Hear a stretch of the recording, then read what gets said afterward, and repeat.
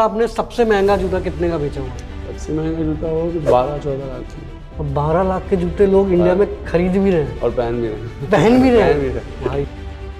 12 लाख रुपए में आप 12 आईफोन, 16 स्प्लेंडर प्लस तथा एक अल्टो खरीद सकते हो। फिर भी आखिर लोग क्यों 12, 15, 20 लाख तक के जूते खरीद रहे हैं? नाइकी खुद ही बोलता है कि इन जूतों को बनाने में सिर्फ 2000 रुपए लगते हैं। लोग क्यों इस जूते को खरीदने के लिए 20 लाख रुपए देने के लिए तैयार हैं? अब क्वेश्चन यह उठता है कि नाइकी पूरी दुनिया को 2000 का जूता 20 लाख रुपए में कैसे बेच रहा है? क्या है उनकी marketing strategy? An economist would say, how is this possible that a rational consumer would be willing to pay more for exactly the same thing?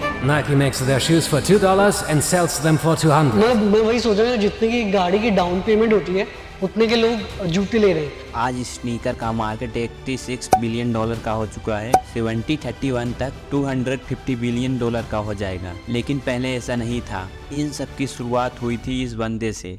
ये है Michael Jordan, world famous legendary basketball player. 1980 में Michael Jordan ने जब अपनी career की शुरुआत कर रहे थे, कई सारी कंपनीज को ब्रांड एम्बेसडर बनाना चाहती थी। उस टाइम पर पोरवास एक लीडिंग स्ट्रगल ब्रांड थी। उन लोगों ने ऑलरेडी 2 बास्केटबॉल को साइन कर लिए था, मैजिक जॉनसन और लैरी बर्ड। अब उसकी नज़र माइकल जॉर्डन पर थी। कॉनवर्स अपनी बेस्ट डील लेकर माइकल जॉर्डन के पास जाती है, लेकिन माइकल जॉर्डन उसे रिजेक्ट कर देते हैं। जैसे ही नाइकी को इस न्यूज़ का पता चलता है, उन्होंने माइकल जॉर्डन को अप्रोच कर देते हैं। माइकल जॉर्डन का नज़र सिर्फ एडिडास पर था। माइकल जॉर्डन नाइकी के साथ मीटिंग करते हैं। वह बताते हैं कि उनको एडिडास इसलिए पसंद है क्योंकि एडिडास नोकल शूज़ बनाते हैं, जबकि नाइकी हाई कट शूज़ बनाती है। नाइकी माइकल जॉर्डन को $500,000 ऑफर करते हैं। बोले तो 4 करोड़ रुपए 40 साल पहले। ऐसा ऑफर उस समय किसी ने नहीं सुना था, वो भी एक नए प्लेयर के लिए। ये डील लेकर माइकल जॉर्डन एडिडास के पास जाते हैं। बोलते हैं अगर तुम लोगों ने ऐसी डील करी तो मैं आज की आज ही साइन कर दूंगा। लेकिन एडिडास नहीं मानता।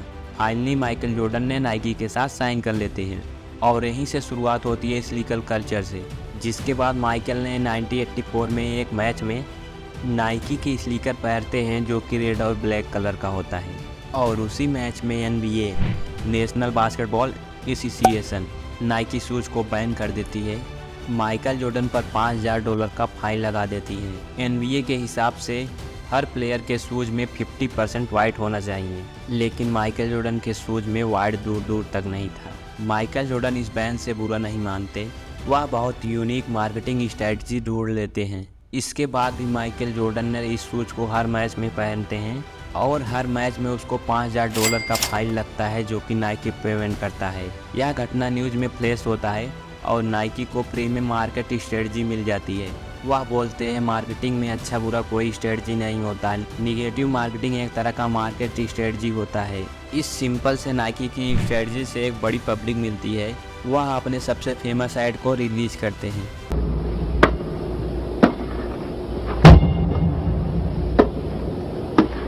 On September 15th, Nike created a revolutionary new basketball shoe. On October 18th, the NBA threw them out of the game. Fortunately, the NBA can't stop you from wearing them. Air Jordans from Nike. सिर्फ एक छोटी सी marketing strategy से Nike basketball का season खत्म होते होते $100 million का cell कर देता है। माइकल जॉर्डन तथा नाइकी के ऐसे एटीट्यूड से बच्चे इनसे इतना ज़्यादा इम्प्रेस हो जाते हैं। सबको एयर जॉर्डन 1 ही पहनने थे। अब एयर जॉर्डन सिर्फ शूज ही नहीं था, उसके पीछे एक इमोशनल स्टोरी थी जो कि माइकल जॉर्डन की एक पर्सनालिटी थी।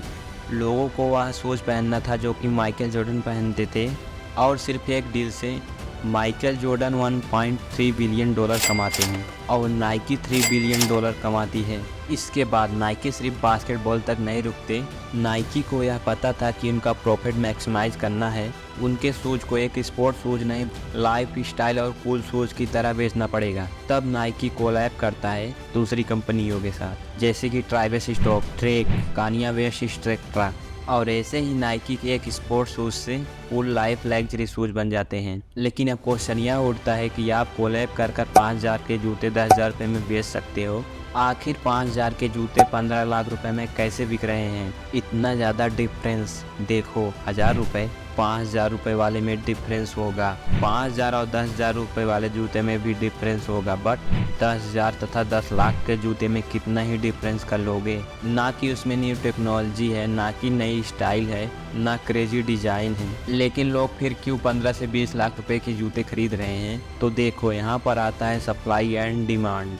नाइकी बहुत स्मार्टली मार्केटिंग कर को डिमांड को हाई रखता है, सप्लाई को हमेशा लिमिटेड रखता है।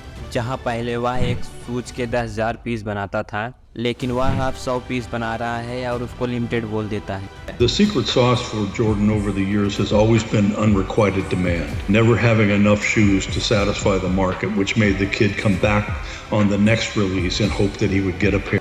कि नाइकी को तो फ़ायदा हो रहा है, लेकिन लॉस लोगों का हो रहा है जो शौक करने के लिए जूते को खरीदते हैं। और इस लग्जरी ब्रांड का एक बात बताता हूँ, लग्जरी ब्रांड्स अमीरों के लिए नहीं है, लेकिन उन गरीबों के लिए है जो अमीर दिखना चाहते हैं। तो मम्मी को नहीं बताया, मैंने अभी 7 लाख रुपए के जूते मंगाए। पापा तुम ठुकोगे भाई आज। चल झुट्टे, 1000 का नहीं 1.5 लाख है। चुप। 95,000 है, 1 लाख का मुझे पड़ा था। हो 7 से 8 लाख का सामान रखा होगा, मजा।